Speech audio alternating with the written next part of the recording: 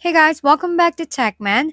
Today, let me show you GetTransfer Driver App review. Is it worth it? Get ready to explore GetTransfer's Drive app. This platform connects drivers with ride requests, letting you accept jobs, set fares, and earn money. On the upside, some drivers report timely payments after initial periods. The chance to handle pre-booked long transfer for higher fares and presence in multiple countries with strong demand. However, there are notable concerns: delayed or incomplete payments, unclear commissions, hidden fees, and unpredictable income due to cancellations or no-shows. Overall, the app offers potentials for drivers seeking pre-booked rides, but the repeated complaints about payments make it a cautious choice.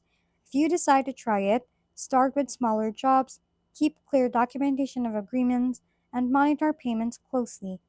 You can also explore more of the app's features directly to see if it suits your driving goals.